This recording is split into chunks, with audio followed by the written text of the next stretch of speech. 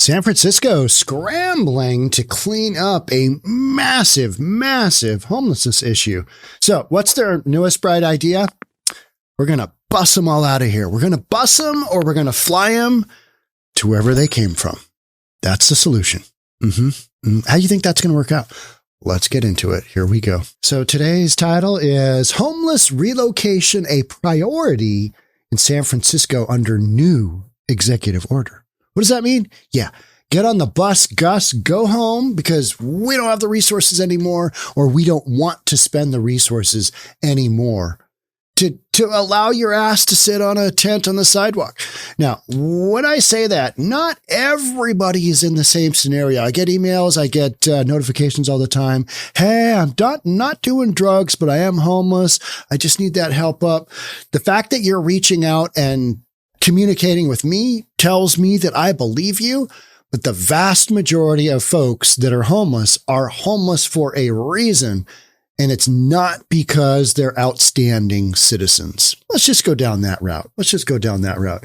So, got this new deal. An executive order by San Francisco Mayor London Breed will require homeless residents to first be offered transportation that can reunite them with family outside the city before anything else. Oh, so we just need a little reunification? We just need to get back with our family members? Here's the deal. Do you remember Steve Irwin? He was the guy with the excavator that, he was excavating a mining pit in the park in Seattle.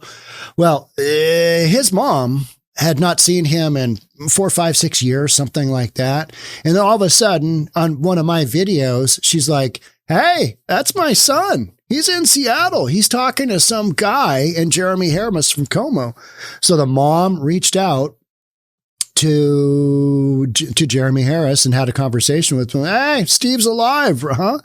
And they were concerned because they didn't know if Steve was alive. They'd have no contact with him. He'd been homeless and living in Seattle for multiple years, but they didn't want him back until he sobers up. They don't want him back because he is an utter liability on drugs.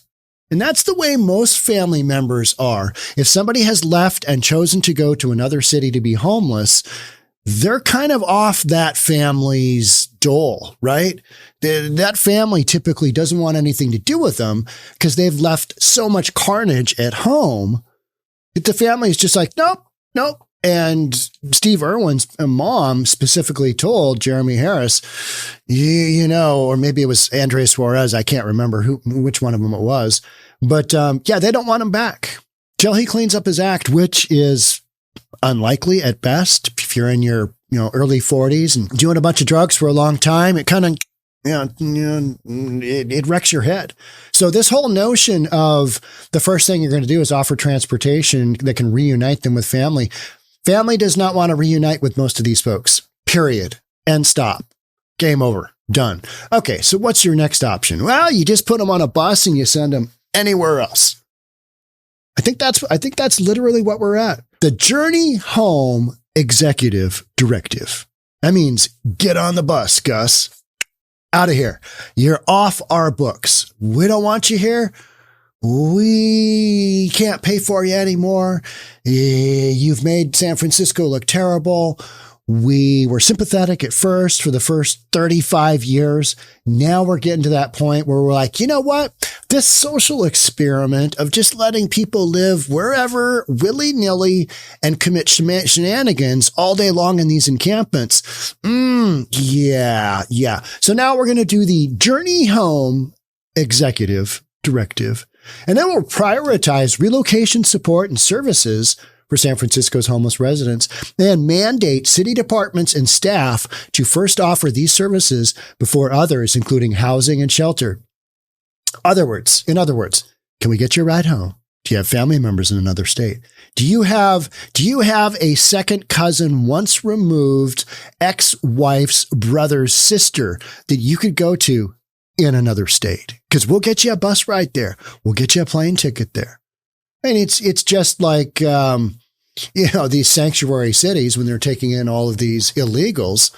And then all of a sudden the illegals come and they're like, can we get you a plane ticket to maybe Chicago? They're in Denver. Can we get you a plane ticket to New York City? Because it's a lot cheaper for us to fly you there than it is to pay about $3,000 a month to house you here. So that being said, so this is the new game plan. Let's get on the bus, Gus. The order also requires first responders, such as police officers, paramedics, and firefighters, to give handouts with information about the city's relocation services and a contact number. All right. Okay. All right. I'll talk about that. Here's what I see happening. You get a piece of paper and they're going to wipe their you-know-what with it. Oh, yeah, I got some here. You know what I mean? And a contact number. That means you have to have back and forth conversation with, hey, how am I going to get out of here? These folks do not do that. They may have a cell phone. They may not have a cell phone. You know, you're assuming that these folks, if they could just get to another location, their shenanigans would stop. But that's not how this game is played. This is an addiction issue. Right? These people are addicted to crazy drugs on top of having some mental issues, mental health care issues, right? They need a lot of help. These people need a lot of help. These people are not the ones that should be getting on a bus just going somewhere, right? And to expect to be able to give them a piece of paper with relocation services from a first responder, you know, maybe a couple of people take advantage of that. Maybe a couple of people are like, you know what? Maybe it's time to get sober. Maybe this is that one time I take the bus ride home and go home. We hear a lot about people sending people to Seattle, people busing people to Portland, people busing people to LA, to San Francisco, West Coast, best coast for homelessness. Absolutely. Because you've got fair weather. I mean, you've got weather that doesn't absolutely kill you. California gets hotter than both Oregon and Washington. But you can be homeless here. Yeah, in the winter, is it crappy? Yeah, but if a big snowstorm comes here, guess what? There's enough shelter space for people to go do that. But you know what they do? They just hunker down in their tent, and we worry for those 2, 3, 4 days a year where it gets into the teens that they might die, and a few of them do. But, you know, a few of these homeless die all the time anyway, because your life expectancy is about a third less than the general population. Yeah, you're going to tap out at mid-50s versus, you know, early 50s versus mid-70s like everybody else, because it takes such a toll on your body. San Francisco continues to be committed to investing in effective programs that offer services to help reconnect people living on our streets with their home as part of our ongoing efforts to address homelessness here in our city. That's what Mayor London Breed said. Mayor London Breed is going ham on the homelessness issue. Problem is, unless you really double down on getting people off the dope and getting them the mental health care issues they need, sending them in a bus somewhere isn't going to work. They're going to return because it's what they know. They know San Francisco. They know Seattle. They know Portland. They're not going elsewhere. These exciting family reunions, yeah, those don't work out. And I don't mean to be a Debbie Downer, but the hardcore reality is people on drugs make decisions based on being on drugs, not where there's family support. And it takes them a long time to kind of get to that point where they can make that decision. Yeah, I'm going to use the bus. So, you know, maybe this directive that, you know, hey, let's give it a shot. Let's see if they want to take the bus, Gus, and get out of Dodge. Okay. All right. Okay. But that's not going to solve the crisis. And sweeping these homeless encampments, which is happening on the regular. And I don't have an issue with that. You're going to see a lot of stories about people being swept out and how cruel and unusual it is. And you know, bottom line is you just can't live willy-nilly wherever and do your craziness. But California's allowed that to happen. Washington's allowed that to happen. Seattle's allowed. Tons of cities have allowed that to happen. And how's that working out? How's that working out? Yeah, we're talking about it, right? Oh, good Lord. What do we do here? Because, man, We got it. California has a population of how many homeless people? Thousands and thousands and thousands. What is it? A third, a half of the homeless in the United States are in California, depending on which numbers you see. The directive comes as homeless encampment sweeps are in full force in the wake of Governor Gavin Newsom's executive order requiring encampments to be cleared. The news came to the dismay of many, including homelessness advocate groups. You've had a social experiment. It ran its course. Those of us who are reasonable said, this isn't going to work out. This is going to end very badly. Why are we allowing this to occur? And we were met with, oh, you're just not being compassionate towards your fellow human being. No, actually, we are. We don't want to see our fellow human being whacked out of their mind on drugs, just literally. And maybe they were mentally unstable to begin with, but now they're completely mentally unstable and whacked out of their mind on drugs. So what's your solution then? We don't want it to get that far. We never did. Get people the help that they need, whether it's jail, whether it's a mental health care, whatever that looks like, getting them on something to even them out. I'm no doctor. You know what I mean? Or maybe it's getting them to treatment. But since we're not involuntarily doing any of that for any of these people, and we've let them live for dozens of years on the road, wherever they, put their head down, a lot of groups want to say, you can't criminalize sleeping. You can't criminalize where you lay your head on your pillow. No, you can't criminalize that, but it's all the other ridiculousness that goes with it, right? The drugs, stolen goods, human trafficking. The list just goes on and on and on. That is commensurate with any homeless encampment, especially how about the Tenderloin in San Francisco? The Tenderloin is just known for being a community where you can do your drugs all day long, and it's the greatest thing ever if you're whacked out of your mind on drugs. I mean, let's be honest, that's just how it goes. So this whole notion that they're going to just clear out these encampments and it's going to get better, I commend Mayor London Breed for actually taking a stance, but this is coming from further up top. And this is terrible policy coming to fruition, which is, yeah, if you let people live wherever they want and do whatever they want, that's what they're going to do. You're not going to be able to get that genie back in the bottle easily. And that's where we sit right now. So here's what advocates are saying. This is not compassion. This is not love, said Gina Fromer, president and CEO of Glide. Glide where? Which offers many services, including daily meals to the homeless. Fromer anticipates the demand for Glide services will increase substantially. Well, you're rocking these people's boats and you're moving them out of tents, which I ultimately don't have an issue with because you shouldn't be living on the sidewalk. You shouldn't be just sleeping wherever because that's just not how the game should be played. There are shelters for a reason. But, these liberal cities and these liberal states have just allowed this to happen because it's not compassion. It's not love. Yeah, but neither is allowing your fellow human being to just consistently day in and day out do drugs and provide an environment where they have all the support services to just 24/7 do drugs. And that's it. Steal from the community, do drugs, rinse, repeat, rinse, repeat. That is not compassion either. That doesn't make any sense to me. But this whole notion that we can sweep our way out of this problem, I mean, good luck with that. And the one thing I do agree with Mayor London Breed on this is she is taking a stance and she is saying, we're going to make it very difficult for them. Well, I do believe you're correct because getting swept time and time and time again, that's not an easy go either, right? And let's talk about this for 1 second. Before they do a sweep, they come in and they post notices. They talk with people. Outreach comes in. It's not like all of a sudden, boom, city workers show up. It's posted. It's on bulletins. It's a known quantity.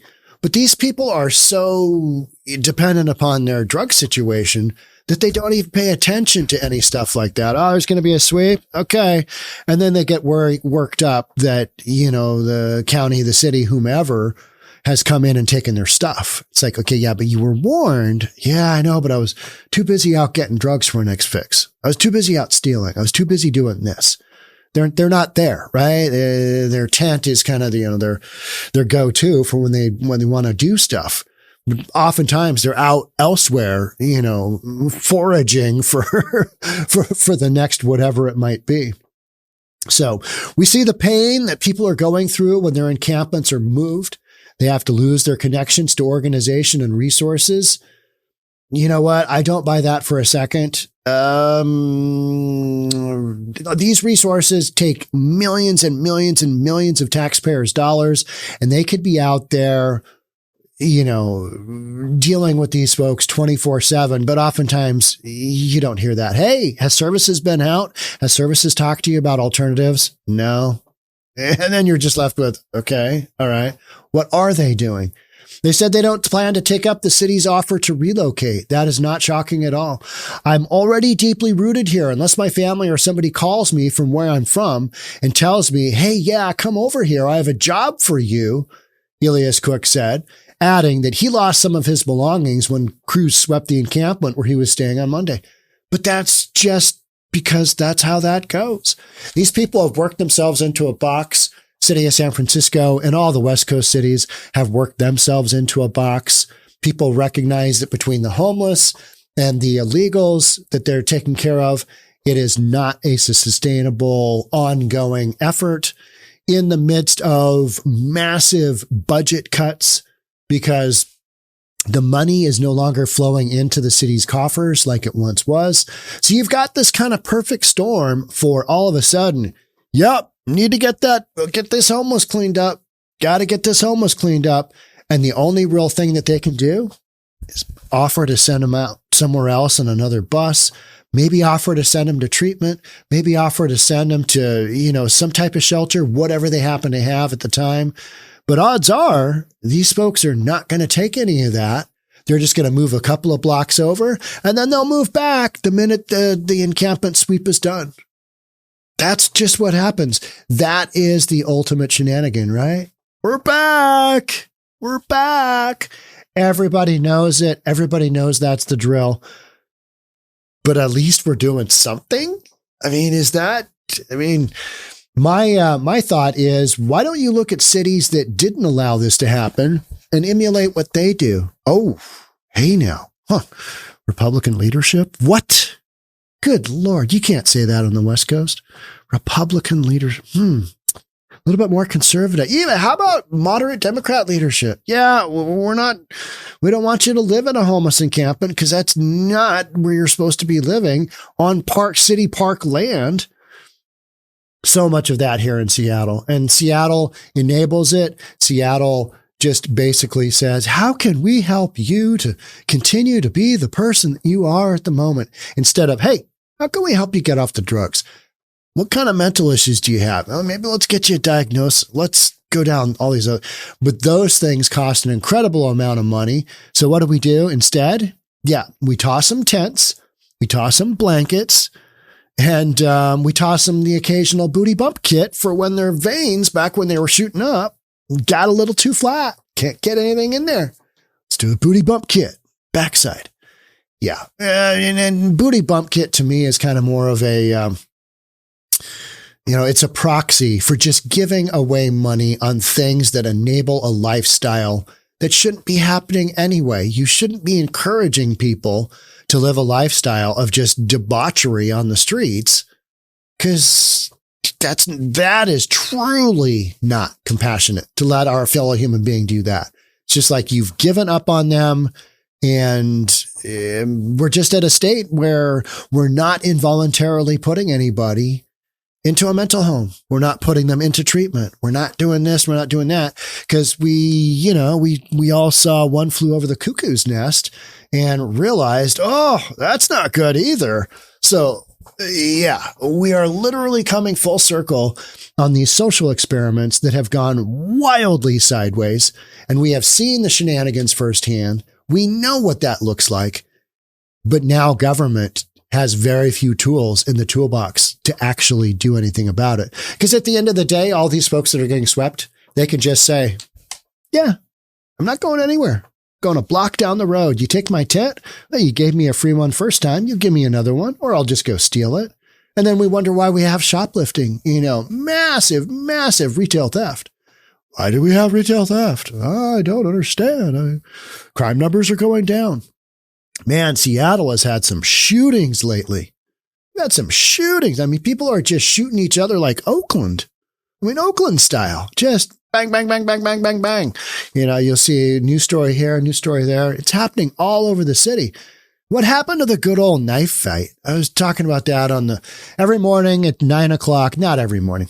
Last week I was at Seafair. That's a whole different story.